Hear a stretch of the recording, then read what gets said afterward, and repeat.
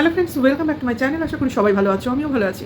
আচ্ছা, প্রথমেই একটা কথা বলে নিই, যতদিন না আমাদের ওয়াইটিতে এই খোঁচামারা কন্ট্রোভার্সি বন্ধ হবে, অর্থাৎ গোপন সূত্রের খবর নিয়ে এসে বলা বন্ধ হবে, ততদিন এই নোংরা কন্ট্রোভার্সি চলতে থাকবে। আজকে কিন্তু এতদিন দেখতে দেখতে আমার এটাই মনে হয়েছে, আমি যে ব্লগারকেই দেখব তার বাড়ির পাশে কোন ভিউয়ার্স আছে তার সঙ্গে যোগাযোগ করব, ফোনে তার কাছ থেকে খবর নেব, ভেতরের খবর নিয়ে এসে ওয়াইটিতে রিভিল করে আমি খবর দেব। এইভাবে কন্ট্রোভার্সি করে ভিউজ ইনকাম করে, রেভিনিউ ইনকাম করে কি শান্তিটা পাওয়া যায়? 2 দিনের ইনকাম বই তো কিছু নয়। এইভাবে কন্ট্রোভার্সি, আমি জানা খবর বলে কন্ট্রোভার্সি করছি, তাহলে আমি কি ধরনের কন্ট্রোভার্সি ক্রিয়েটার হলাম? আমার প্রশ্নটা এটাই। শুধু আমি লোকের মুখের কথা এখানে এসে বমি করব আর সেটা আমার ক্রেডিট হয়ে যাবে? তাহলে তো যে জানাচ্ছে তার ক্রেডিট। কেন বলছি না? কারণ প্রতিটা কন্ট্রোভার্সি যা যা হচ্ছে এবং এই যে ঝামেলাগুলো বাড়ছে, কমছে না, এগুলো কিন্তু এই সব কন্ট্রোভার্সি ক্রিয়েটারদের জন্য হচ্ছে। এবং যাদের এইসব এবং যারা এই ভিউয়ার্সের দ্বারা বিভিন্ন জায়গায় খোঁজ খবর নিয়ে যোগাযোগ করে সেখানকার খবর বার করে এনে ওয়াইটিতে উগরে দেওয়ার চেষ্টা করে অ্যাজ এ রিপোর্টার, তাদের জন্যই কিন্তু এই কন্ট্রোভার্সিগুলো হচ্ছে, অর্থাৎ এই নোংরা কন্ট্রোভার্সি হচ্ছে। তুমি যদি কাউকে না খোঁচাও, সে তোমায় এমনি এমনি এসে কামড়াতে যাবে? মানে রাস্তার কুকুরের কথা বলছি, যদি রাস্তায় যে কুকুর শুয়ে আছে যদি সে পাগল না হয়, তুমি যদি তাকে পাড়া না দাও, তাকে যদি ঢিল না ছোড়ো, তার গায়ে জল না ছোড়ো, তাহলে কি এমনি এমনি এসে তোমায় কামড়াবে? কোনো কারণ ছাড়া তো করবে না। হয় তার মাথা খারাপ হবে, অথবা তুমি তাকে উত্তক্ত করেছো, সোজা কথা। হ্যাঁ, আমি এই পাগলা কুকুর কথাটা বা রাস্তার কুকুর কথাটা বললাম, এটা নিয়ে আবার কেউ কোনো খারাপ ভেবো না, কারণ একমাত্র এটা এই ধরনের রাস্তার কুকুরদেরই আমি দেখেছি রাস্তায় যাওয়ার সময় কোনো বাচ্চা ছেলে বলো, কিছু কিছু ফালতু লোক বলো, যারা এইভাবে তাদের মানে জীব না মনে করে পশু মনে করে, তাদের এইভাবে বিরক্ত করে একটা অন্য রকম আনন্দ উপভোগ করে। নাহলে কি কেউ কাউকে, সে তোমার পশুই হোক বা মানুষই হোক, কখনো কাউকে আঘাত করতে পারে না। রাস্তার কুকুর বা কুকুর কথাটা আমরা গালাগালি হিসেবে নিলেও সে তো একটা পশুরে ভাই, আমরা বাড়িতে তাকে রীতিমতো পুষি, অর্থাৎ আদর যত্ন সমস্ত কিছু করি, স্নেহ ভালোবাসা। রাস্তার কুকুর মানে যারা আর কি অনাথ, যারা বাড়িতে আর কি প্রতিপালিত হয় না মানুষের দ্বারা, তাদেরকে বলা হয় রাস্তায় ঘুরে ঘুরে যেসব কুকুর ছোট থেকে বড় হচ্ছে, খাচ্ছে হচ্ছে, তো তাদের সেইভাবে রাস্তার কুকুর বলছে। এটাকে কেউ গালাগালি হিসেবে নিও না, জাস্ট অ্যাজ ইফ একটা উদাহরণ হিসেবে আমি সামনে আনলাম। সেই রকমই তুমি যদি কাউকে অন্যায়ভাবে পোক না করো, তাহলে সে কি এমনি এমনি তোমার উপর বিরক্ত হবে বা তোমাকে দুটো কথা বলবে? সে তো পাগল নয়, তাই না? তো কাদের নিয়ে কথা বলছি? হ্যাঁ, এখানে আমি অবশ্য করেই ফারিয়া এবং অনুপমকে নিয়ে বলছি, কারণ তারা অত্যন্ত বিরক্ত হয়ে একটা ভিডিও করেছে। তো ভিডিও করে কি বলেছে না, যে তাদের নিয়ে যেসব কথাবার্তা বলা হচ্ছে বিভিন্ন কন্ট্রোভার্সি ক্রিয়েটাররা, সবাই নয়, কিছু, তাদের দ্বারা তাদের কিছু প্রবলেম ক্রিয়েট হয়েছে। তো তাদের নয়, তাদের বাড়িতে, অর্থাৎ তাদের বাপের বাড়িতে কিছু প্রবলেম ক্রিয়েট হয়েছে। অর্থাৎ আমরা অনেককেই বলতে শুনেছি যে এই যে ফারিয়া বাড়ি থেকে চলে এসছে, অনুপমের সঙ্গে এসে পৃথক রয়েছে, বিয়ে করে স্পেশাল ম্যারেজ অ্যাক্টের সাহায্যে এরা রেজিস্ট্রি ম্যারেজ করেছে, তারপর একটা অনুষ্ঠান করে সিঁদুর দান পর্ব সেরেছে। তো এই যে পুরো ব্যাপারটা ঘটিয়েছে বাড়ির অমতে দুজনেরই।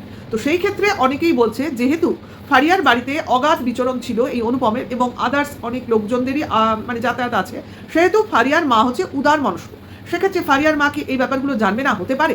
অর্থাৎ তাদের বক্তব্য ফারিয়ার বাবা মা সমস্ত জেনেও অজ্ঞাত সারে রয়েছে, অর্থাৎ দর্শকদের সামনে আসছে না ফর কন্টেন্ট। অর্থাৎ তারা সবই জানে, অর্থাৎ এই বিয়ে অনুষ্ঠান যা যা হচ্ছে তারা বলতে পারো ক্যামেরার সামনে না এসে তাদের নাকি সঙ্গত দিচ্ছে। এটা হচ্ছে কিছু কন্ট্রোভার্সি ক্রিয়েটারের বক্তব্য, যেই বক্তব্য শুনে ফারিয়া এবং তার হাজবেন্ড প্রচণ্ড ক্ষেপে গেছে। অর্থাৎ তাদের কি মত, যে এই ব্যাপারটা যদি সত্যি হবে, অর্থাৎ তার বাবা মা, ফারিয়ার বাবা মা যদি ফারিয়ার পক্ষে থাকবে, তাহলে সে কেন মিথ্যা কথা বলবে? কারণ তাদের সমাজ, অর্থাৎ তাদের যে সমাজ থেকে ফারিয়া বিলং করে, তাদের সমাজের কেউই আর কি হিন্দু বিয়ে করাটা মেনে নেবে না। কারণ ফারিয়ার মতে হিন্দু সমাজ যদি বা একটা মুসলিম মেয়েকে মেনে নেয়, কিন্তু মুসলিম সমাজ কখনোই একটা হিন্দু জামাই মেনে নেবে না। সেক্ষেত্রে তাদের হয়তো ছেলেটির ধর্মান্তকরণের প্রয়োজন হয়ে পড়ে। আমি ঠিক মানতে পারলাম না, কারণ হিন্দু সমাজেও এই কট্টরপন্থী আছে, তারাও না মানতে পারে, এরম ব্যবস্থাও আছে বা এরম নিদর্শনও আমরা শুনেছি। কাজে এই জাত ধর্ম যেটা যাদের না মানা তারা কোনোদিনই মানবে না। এমন নয় যে হিন্দু মুসলিম, আবার অনেক বাড়িতে আছে প্রেম করে বিয়ে করাটাই মেনে নেয় না। সেক্ষেত্রে তারা দীর্ঘদিন হয়তো তাদের সন্তানদের মুখদর্শন করে না, তাদের ত্যায্য কন্যা ত্যায্য পুত্র করে দেয়, এরকমও হয়। এমন নয় যে সবসময় হিন্দু মুসলিম বিয়ে করলেই হবে, সেটা নয়। কিন্তু এটা ওদের অভিমত, ওরা বলছে, সেটা বড় কথা না। কথাটা হচ্ছে ফারিয়ার কথা মতো যদি তার মা বাবা, তাদের মা বিশেষ করে যদি তার সঙ্গে থাকে, তাহলে তার বাবা নাকি তার মাকে ভুল বুঝছে, অর্থাৎ বাবা ভাবছে যে মার প্রশ্রয় ফারিয়া এটা করেছে, যেটা কিনা তার মার করা উচিত হয়নি। এই জন্য তার মা বাবার মধ্যে একটা সমস্যা দেখা দিয়েছে, ঠিক আছে। এইবার প্রশ্ন আসতেই পারে, ফারিয়ার যখন তার পেরেন্টসদের সঙ্গে যোগাযোগে নেই, তাহলে সে ব্যাপারগুলো জানছে কি করে? তো জানছে তার পাড়ার প্রতিবেশীর সঙ্গে হয়তো ফারিয়ার যোগাযোগ আছে। এইবার অনেক লোকই বলছে ফারিয়া তো তার ফোন নাম্বার চেঞ্জ করেছে, তাহলে জানলো কি করে? আরে ভাই, যারা জানা তাদেরকে ফোন নাম্বার প্রোভাইড করা যায়, এটাকে নিয়ে এত অবাক হওয়ার কিছু নেই। প্রচুর মানুষ ওদের বাড়িতে যাতায়াত করতো। এইবার কেউ ওদের পক্ষে থাকতেই পারে, সে কে বা কারা সেটা তো ফারিয়া ক্লিয়ার করেনি, কিন্তু এখানেও লোকের সমস্যা, জানলো কি করে, বুঝলো কি করে? আরে ভাই, যারা জানার, যারা সাপোর্ট করা, তারা সাপোর্ট করে। যেভাবে এই ওয়াইটি কন্ট্রোভার্সি ফিল্ডে ম্যাক্সিমাম লোক ফারিয়াদের বিপক্ষে হয়ে গেছে এবং কিছু মানুষ ফারিয়ার পক্ষে রয়েছে। কারণ যারা মানুষকে মানে প্রায়োরিটি দেয়, তো তারা তো ওদের সাপোর্ট করবে, কিন্তু যারা জাত ধর্মকে প্রায়োরিটি দেয়, তো তারা বিক্ষোভ দেখাবেই। যেমন তারা বিনা দ্বিধায় বলে যাচ্ছিল নানান রকম কনসেপ্ট নিয়ে এসে, যাতে এই কন্ট্রোভার্সিটা বাড়ে, না কমে, ঠিক আছে। কারণ এটা তো কন্ট্রোভার্সি ক্রিয়েটারদের রুজি রোজগার, যেটার জন্য অনুপম বলতে বসেছে যে তোমাদের আলফাল বকলে হয়তো বা রোজগার হবে, কিন্তু এইভাবে কেন, তাই না? এই নোংরা কন্ট্রোভার্সি করে কেন? এটা তো সত্যি যেটা দেখা যায়নি ওদের ভিডিওতে, তো সেগুলোকে নিয়ে এসে বকা কেন রে ভাই? তোদের কি আর কোনো কাজ নেই? তোরা যেটা দেখছিস ভিডিও টু ভিডিও, সেটা কন্ট্রোভার্সি কর। আমি অমুকের কাছ থেকে খবর পেয়েছি, আমার কাছে এইসব খবর আছে, দিয়ে আমি বিশাল মানে আমার কেরামতি দেখিয়ে দিলাম, বিশাল, মানে আমার ভিতরের খবর হচ্ছে অথেন্টিক, এবং আমি এগুলো দিয়ে কারোর জীবন বিপন্নও করে দিতে পারি। এখানে যখন একটা জাতি ধর্মর বিষয় চলে আসছে, সেখানে এই ধরনের কন্ট্রোভার্সি বাড়িয়ে তাতে ইন্ধন দেওয়াটা কি খুব যুক্তিযুক্ত ব্যাপার? খুব যুক্তিযুক্ত ব্যাপার। ওদের ভিডিও দেখো, ওদের ভিডিওতে যদি ওদের তোমার কার্যকলাপে কোনো কিছু অসন্তুষ্টকর লেগেছে, তো সেটাকে নিয়ে বলো। তার বাবা মা পরিবার পরিজন যেগুলো আমরা ভিডিওতে দেখতে পাচ্ছি না, সেগুলোকে নিয়ে বলার কি মানে? এগুলো নিয়ে বলার তো কোনো মানে নেই। যেমন অনেকেই বলছে যে ফারিয়া অনুপমের যে রিলসগুলো বা ওদের যে ব্যবহার বা ওদের যে ইন্টিমেসিগুলো এইভাবে মানে ক্যামেরার সামনে এনে দেখাটা খুবই দৃষ্টিকটু লাগছে, তো সেগুলো না করলেই ভালো, বা এটাকে মোটেও মানে ওয়াইটিতে একটা সোশ্যাল মিডিয়ায় ভালো দেখাচ্ছে না। তো সেইটাকে নিয়ে বলা যায়, নিশ্চয়ই যায়। সেক্ষেত্রে তারা যদি শোনে, জিনিসটা রেকটিফাই করে নেয় এবং নিজেদের কন্ট্রোল করে, তো বেটার। তো সেগুলোকে নিয়ে বলার মধ্যে তো কেউ বলছে না। তুমি যেটা দেখতে পাচ্ছ না সেটাকে নিয়ে কেন বলবে? তো এটাই তো কথা। তো অনুপম বলো, ফারিয়া বলো, এই কথাটাই বলেছে, ভিডিওর মধ্যে যা হচ্ছে সেটাকে নিয়ে বলো। এবার যারা বলবে না তাদের বিরুদ্ধে ওরা আর কি, যদি এইরকম বাবা মা টেনে এই ধরনের কথাবার্তা বলে, তো স্টেপ নেবে। তো সেক্ষেত্রে অনুপম একটু মাথা গরমের কাজই করে ফেলেছে, কারণ ওর হয়তো প্রচণ্ড রাগ হয়েছে, কারণ কিছু প্রবলেম নিশ্চয়ই ক্রিয়েট হয়েছে, না হলে এতটা রাগের কোনো কারণ ছিল না। তো সেই ক্ষেত্রে ওর মুখ দিয়ে বেরিয়েছে কারোর পেছনে কি বুড়িমা মানে বাজি আর কি দিয়ে দেবে, মানে রাগে বলে না সেই রকম। যদিও যাই হোক, কন্ট্রোভার্সি ক্রিয়েটার যতই হোক, তারা একটা পজিশনে আছে, এই কথাগুলো না বললেও পারতে অনুপম। কারণ আমার মনে হয় না তারা বাজে বলে তুমি তোমার নিজের মুখটা বাজে করবে। আমার এটার নিজস্ব প্রাইভেট অভিমত। কেউ বাজে, তাকে বোঝাবার জন্য আমার কথাই যথেষ্ট, তার জন্য আমার নোংরা ভাষা প্রয়োগ করতে হবে না, যদি ওটা নোংরা না। আমি বুড়িমার মানে বাজি বা বরাহনন্দন কথাটা, হ্যাঁ বরাহনন্দন কথাটার মানে কি আমরা জানি, ঠিক আছে, যেটা আমি উচ্চারণ করতে চাইছি না, কিন্তু এত শ্রুতি মধুরভাবে বলা হয়েছে যে তার মানেটা যদি না বোঝো তাহলে কোনো খারাপ লাগে না। কিন্তু বলার মধ্যে যে টেকনিকটা অনুপম দেখিয়েছে সেটার প্রশংসা আমি করছি, কিন্তু মিনিংটার জন্য আমি বলবো অনুপম নিজেকে রেকটিফাই করো। কারণ দরকার নেই তো, নোংরার সঙ্গে মুখ লাগাবার দরকার নেই। হ্যাঁ, তুমি একবার বলে দিয়েছো, তাতে যদি লোক শুধরে যায় তো শুধরক, না হলে তুমি তোমার মতো কাজ করে দেখাও, সোজা কথা। কারণ এখানে বলে কিছু হবে না, যতই তুমি বলবে ততই কন্ট্রোভার্সি বাড়বে, কারণ এখানে বলা মানে কন্ট্রোভার্সিতে তোমার ধুনো দেওয়া, সোজা কথা। কাজে যদি তুমি থামাতে চাও, যদি তোমার ইচ্ছা থাকে থামাবার, তো আমি বলবো কথা না বলে কাজে করে দেখাও। এই যে তুমি বললে আজকে অমুক, আজকে তমুক, দেখে নেবো, এরপরে কিন্তু স্টেপ নেবো, কথাটা কিন্তু বলেছো। তো তত সেই বলার সঙ্গে সঙ্গে তোমাদের কথা মতো যাদের গায়ে লাগার তাদের গায়ে তো লেগে গেছে, অলরেডি লেগে গেছে, কারণ যারা বলেছে তারা বুঝতেই পেরেছে। এবার আমরা বলিনি, কাজে আমরা বুঝতে পেরেছি যে আমাদের জন্য কথাগুলো ছিল না। তো সেই ক্ষেত্রে এখানে তোমার বিরুদ্ধে নানান রকম স্টেপ নেওয়ার জন্য অনেক রকম কল রেকর্ডিং শোনানো হচ্ছে, অমুক কেস করা যায়, তমুক কেস করা যায়, হ্যাঁ অমুক ধারায় ফেলা যায়, তমুক ধারায় ফেলা যায়, হিন্দু মুসলিম বিয়ে, বাড়ি থেকে পালিয়ে, ইত্যাদি ইত্যাদি শুনলাম।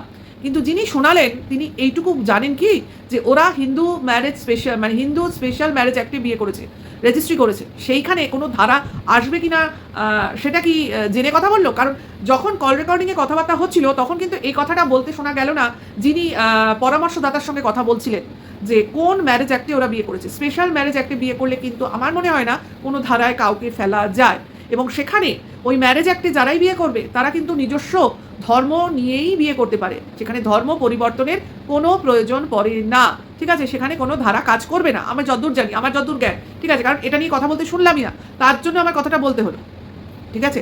ওই এই কথাটা বা এই কল রেকর্ডিংটা শুনেছি আমি রিম্পি লাইফস্টাইলের থেকে, ঠিক আছে? নামটা একটু বদলে দিয়েছি, তোমরা একটু বুঝে নিও, ঠিক আছে? তো সেখানে আমি তাকে কখনো বলতে শুনলাম না, তার পরামর্শদাতাকে, যে এরা কিন্তু হিন্দু ম্যারেজ, স্পেশাল ম্যারেজ একটি বিয়ে করেছে। যাই হোক, তো সেই জন্য আমার এই কথাটা বলা। আর সেখানে আরও বলতে শুনলাম যে এরা হিন্দু ধর্মকে অপমান করেছে, মানে শাখা সিঁদুর পরেও বলছে ধর্ম পরিবর্তন করিনি এবং এটা ভিউয়ার্স চয়েসে পড়েছে। আচ্ছা, এতে অপমানজনক কি আছে?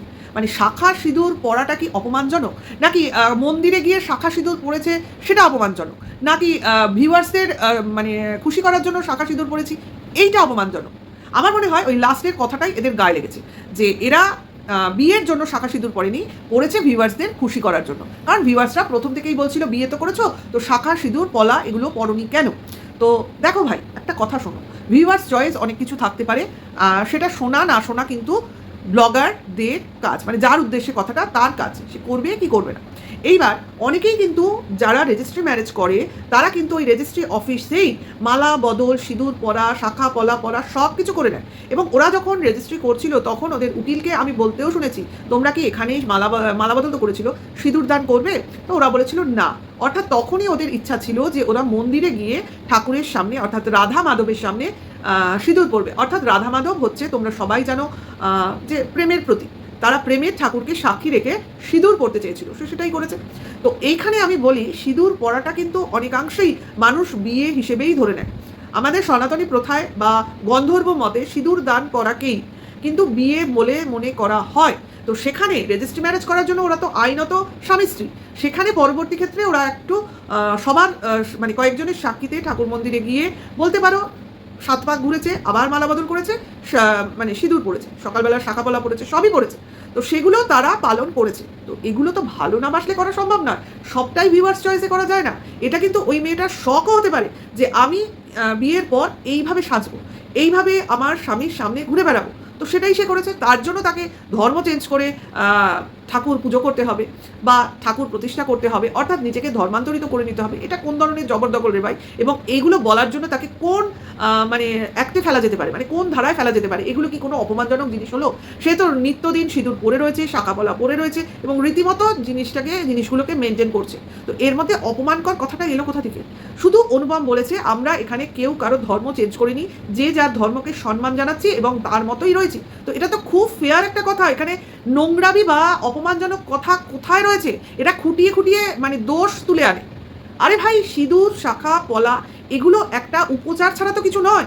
আসল জিনিসটা হচ্ছে মানুষটা, অর্থাৎ স্বামী। তো স্বামীকে ভালোবাসা, তার পাশে থাকা, তার সঙ্গে থাকা এবং এক মনে থাকা, এটাই তো আসল জিনিস। আমি শাখা সিঁদুর পরছি, পাশে স্বামী নিয়ে অন্য পুরুষের কথা চিন্তা করছি, সেটা ফেয়ার? নাকি আমি আমার স্বামীকে এক মনে ভালোবাসছি, শাখা সিঁদুর পরি আর না পরি সেটা ফেয়ার? আমার না বুঝতেই অসুবিধা হয়, এরা কোনটাকে প্রায়োরিটি দেয়? শাখা সিঁদুরকে প্রায়োরিটি দেয় না নিজের স্বামীকে প্রায়োরিটি দেয়? অদ্ভুত লাগে না? শাখা সিঁদুর এগুলো সাজসজ্জাটাই এদের কাছে আসল, মানে আমি বিয়ে করেছি মানে এটাই আমার একমাত্র মানে সহায় সম্বল হয়ে পড়েছে। আসলে কি জানো, আমাদের সমাজটার উন্নতি হলেও সমাজের অগ্রগতি হয়নি, অর্থাৎ মন মানসিকতা চেঞ্জ হয়নি। আমরা এখনও সেই পুরনো মানে পন্থীতেই পড়ে রয়েছি। অর্থাৎ মন মানসিকতা কোনোদিনও চেঞ্জ হবে না এদের। এদের হচ্ছে সেই গ্রাম্য মন মানসিকতা, মানে নিকৃষ্ট মন মানসিকতা। কি এক মানে সাজসজ্জা সেটাকে আগে রাখে, বাদ বাকি মানুষটাকে এরা দুচ্ছাই করলেও হবে। মানে আমি ঘরে রেখে শাখা সিঁদুর পরে অন্য পুরুষের সঙ্গে যা খুশি করতে পারি। কাজে এই ধরনের লোকের কথাবার্তা আমি খুব একটা প্রায়োরিটি দিই না। তো আমি ফারিয়া অনুপমকেও বলবো, এরা যাই বলুক তোমরা মোটেও কান দিও না। অনেক কথাই বলবে, কারণ এই ম্যান্ডিকে টেনে এনে পুরনো কাসুন্দি ঘেটে এরা তিলকে তাল অমুক অনেক কিছু করার চেষ্টা করবে। তো আমি বলি এদের কথার পাত্তাই দিও না। এখন এরা চাইছে তোমাদের ভিউয়ার্স ভাঙাতে, তোমাদের সাবস্ক্রাইবার কমাতে, আনসাব করে দিতে, নানানভাবে নানান যুক্তি খাড়া করতে। তাতে ভারী এসে গেল। নতুন দাম্পত্য বা নতুন দম্পতিকে দেখতে কারা না ভালোবাসে? যেমন বিছানায় বসে খাওয়া নিয়ে অনেকেরই আপত্তি, তো সেটা আনহেলদি জিনিস, সেটা আমিও আপত্তি জানাই। বিছানায় বসে যেখানে আমরা শোয়া বসা করি সেখানে খাবারটা রাখাটা স্বাস্থ্যসম্মত নয় আমার কাছে। কাজে বিছানায় বসে না খেয়ে আমার তো মনে হয় যেরকম মেঝেতে বসে খাচ্ছে সেভাবেই খাক। হ্যাঁ, অনেকেই চা বিছানায় বসে খায়, তাতে কোনো আপত্তি নেই, কিন্তু ভাত, রুটি, তরকারি এগুলো তো ওদের আমরা কখনো দেখি না বিছানায়। মানে এটোকাটা বসে বিছানায় খেতে আমি কোনোদিনই দেখিনি। হয়তো জলখাবারটা মানে লুচি তরকারি বলো বা বাইরে থেকে কিছু চপ মুড়ি বা ওইসব স্ন্যাক্স কিনে এনে খেতে বলো, সে তো আমরাও খাই না কি? তোমরা কি খাও না? অনেক সময়ই খাই, এমন যে খাই না তা নয়। তো এটা তো স্বাভাবিক নর্মাল ন্যাচারাল জিনিস, যেটাকে নিয়ে বলা হচ্ছে। আরেকটা জিনিস বলা হয়েছে যেটাকে আমি বলে শেষ করার চেষ্টা করব, সেটা হচ্ছে ধূপদানি মাংসের ব্যাগের মধ্যে এলো কেন? ঠিক আছে? তো এটা অনেকেই পুজোর ধূপ ভেবেছে। তো আমার মনে হয় ওটা পুজোর ধূপদানি নয়, ওটা সম্ভবত মশার ধূপদানি।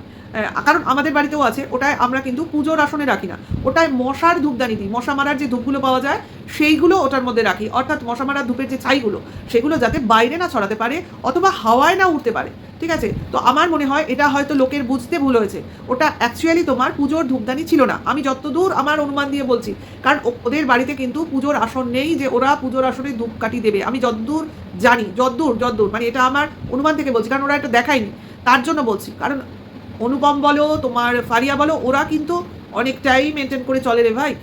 হ্যাঁ, তবে ওরা নতুন, আস্তে আস্তে শিখবে, ওদের একটু সময় দিতে হবে। যে সব জিনিসটা একদম পারফেক্ট ওদের কাছ থেকে আসবে সেটা কিন্তু নয়। ঠিক আছে? আর যারা যা বলছো সেটা বলতে থাকো, ওদের থোড়ি কিছু যাবে আসবে, কারণ এগুলোতে কিছুই হবে না। ওটা ধমকি চমকি হুমকি দিয়ে ওদের কিছু বাঁকা করা যাবে না। ঠিক আছে? কিন্তু যেটা ভিডিওতে দেখা যাচ্ছে না সেগুলো নিয়ে যদি অনবরত বলা হয় তাহলে অবশ্যই কিন্তু তোমার স্টেপ নেওয়া যেতেই পারে। তো সেটাই কথা, কাজে কাদের সামলে যেতে হবে সেটা তারা বুঝুক। তো আমি অনুপমকে বলবো, ওই বরাহনন্দন বলো আর যাই বলো, অনেকেই কিন্তু মানে বুঝতে পারছে না, বুঝেছো? কাজে এর থেকে আমি বুঝলাম যে তোমার পেটে কিছুটা হলেও বিদ্যা আছে। কতটা শিক্ষিত সে তো আমি জানি না, তার জন্য আমি আমার জ্ঞান থেকে বললাম, বুঝতে পারলাম তুমি আপাতত তুমি যে একজন পড়াশুনো জানা ছেলে, ঠিক আছে, তার থেকে তুমি কথাটা বলেছো, এবং মানেটা যাই হোক বলার মধ্যে একটা সৌজন্যবোধ দেখিয়েছো, কিন্তু বলো না। আমার কথা হচ্ছে যারা বোঝার তারা বুঝেও জিনিসটার মিনিংটাকে বাজে করবে, আর মিনিংটা তো বাজেই, সেটা বাদ দাও। কিন্তু ব্যাপারটা হচ্ছে তারা যে কাজটা করেছে সেই কাজের জন্য যে তাদের বলা হয়েছে সেটা তারা বুঝবে না, যে এটা হলো অনধিকার চর্চা, যেটা নিয়ে না বললেও চলে এবং না বলাটাই উচিত ছিল।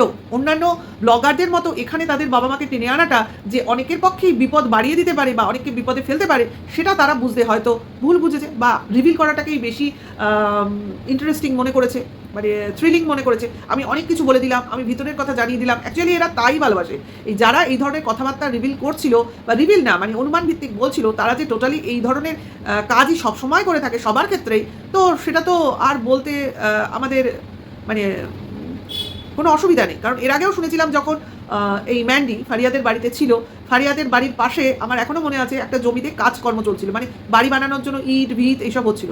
তখন বলতে শুনেছিলাম একজন ক্রিয়েটারকে, ম্যান্ডি নাকি সেখানে জমি কিনছে এবং ওই জমিটা ম্যান্ডিরই, এবং সেখানে জমি কিনে বাড়ি বানানোর জন্যই ফারিয়াদের বাড়িতে গিয়ে রয়েছে। তাহলে আজকে ডেটে সে নিজেও স্বীকার করেছিল যে সেই অনুমানটা বা সেই কথাটা বলা তার ঠিক হয়নি, বা সেটা তার ভুল একটা কথা ছিল, অর্থাৎ সে ঠিক বলেনি। কারণ যে কোনো কথা বলতে গিয়ে আমি ঠিক বললাম, তুমি দেখে নিও, জেনে নিও, শুনে নিও, এই বলার জন্য তার বিশ্বাসযোগ্যতাটা সেই দিন ভেঙে গিয়েছিল। তারপর আস্তে আস্তে উনি নিজেকে শুধরে নিয়েছেন, কিন্তু আজকে ডেটে আবার ওই একই জিনিস করেছেন। আসলে বুঝতে পারেনি যে ফারিয়া এবং অনুপম ঘুরে দাঁড়িয়ে এই কথাগুলো বলতে পারে। তো সবাই সহ্য করবে না, সবাইকে নিয়ে এইরকম বলা যায় না, সেটা তো বুঝতে হবে। তো অনুপমকে বলবো এদের সঙ্গে মুখ লেগো না, যেটা করার করো, আর এদেরকে ও নো ওয়ান বা নো ওয়ার করে দিও। অত দেখারও দরকার নেই, অত বলারও দরকার নেই, তার মানে তো তুমি ওদের প্রায়োরিটি দিচ্ছ, তাই না? কিছু ওরা করতে পারবে না, এটা ওরা ভালো করেই জানে, তার জন্য সব কল রেকর্ডিং ওদের শোনাতে হয়। বা এরা কারা যে কারোর সঙ্গে, আমি তো ভাবতেও পারি না কোনো উকিলের সঙ্গে কথা বলবো বা কোনো কনসালটেন্টের সঙ্গে কথা বলবো, তার কল রেকর্ডিং রেকর্ড করে এরমভাবে শোনাবো, তার পারমিশন নিয়েই তো শোনাতে হবে, না হলে তো সেটাও বিপজ্জনক, তাই না? তো এইরকম কারোর call recording on camera online প্ল্যাটফর্মে শোনানো, সেটাও কিন্তু একটা আইনত অপরাধ, তাই না?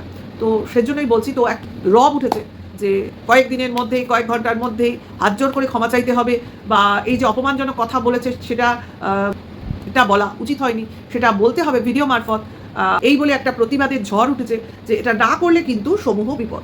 তো দেখা যাক অনুপম কী করে। তবে আমার মনে হয় না অনুপম এই ব্যাপারে বিন্দুমাত্র বার্তা দেবে, কারণ এখানে অপমানজনক কাজ করেছে বলেই তাদের অপমান করা হয়েছে, আমার এটাই মত। কারণ এরকম না বললে এদের অন্তত মস্তিষ্ক ঠিকানায় আসতো না। কারণ বলছিল, বলারও তো একটা লিমিট থাকে। আরে সবাই ম্যান্ডি নয়, সবাই টিনা নয় যে যা বলবে তাই মেনে নেবে, তাই শুনে নেবে, তাই হজম করে ঘুমোতে যাবে, তা তো নয়। কেউ প্রতিবাদী চরিত্রও হয়, তো সেটার জন্যও তো তৈরি থাকতে হবে, তাই না? সবসময় গোপন সূত্রে খবর এনে এখানে বমি করবো, সেটা কতজন লোক টলারেট করবে রে?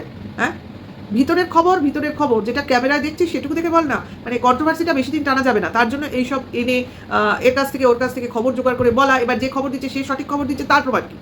এই ভিউয়ার্সরাও তো ভুলভাল কথা বা কন্ট্রোভার্সি বাড়ানোর জন্য অনেক রকম কথা বলে থাকে, আমি জানি।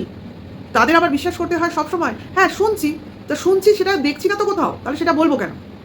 সেটাই তো ভিউয়ার্সের বলতে হবে, যে তুমি যে বলছো সেটা তো আমি কাউকে বলতে পারবো না, কারণ আমি তো কোথাও দেখাতে পারবো না এই জিনিসটা ঘটেছে, তাই না? এবার যদি আমি নিজে জিজ্ঞাসা করি, হ্যাঁ গো তুমি জানো এই ব্যাপারটা, ওখানে কি হচ্ছে সেটা জেনে এসে আমায় খবর দিও তো, তাহলে সেই ভিউয়ার্সের দোষ নেই, সেটা যে জিজ্ঞাসা করেছে তার দোষ। আশা করি এইটুকু বললাম, এর বেশি বলার প্রয়োজন নেই, কারণ এদের স্বভাব বদলাবে না। ওই কুকুরের লেজ কখনো সোজা হতে দেখেছো? এরা এদের কাজ করেই যাবে, আর কিছু বলার নেই। তবে কি বলতো, এই এদের শান্তিতে সংসার করতে এরা মনে হচ্ছে দেবে না। তো দেখা যাক অনুপম কি করে। একটা সংসার করতে এসছে নিউ কাপল, যেখানে তারা নিজেরাই বাড়ি থেকে বিতাড়িত, তাদের শান্তিতে সংসার তো করতে দাও, তাদের তো দেখো এবার তাদের সংসার করতে অনেক রকম ত্রুটি বিচ্যুতি হচ্ছে, তো সেগুলোকে নিয়ে কথা বলো। তার বাইরে যেটা দেখা যাচ্ছে না সেগুলোকে নিয়ে কেন রে ভাই? তো ভিডিওটা এখানে রাখছি, নেক্সট ভিডিওতে আবার দেখা হবে। এখনকার জন্য এইটুকু, সবাই ভালো থেকো, সুস্থ থেকো, ভালো লাগলে লাইক কমেন্ট শেয়ার করো। এখনকার জন্য এইটুকু, টাটা বাই।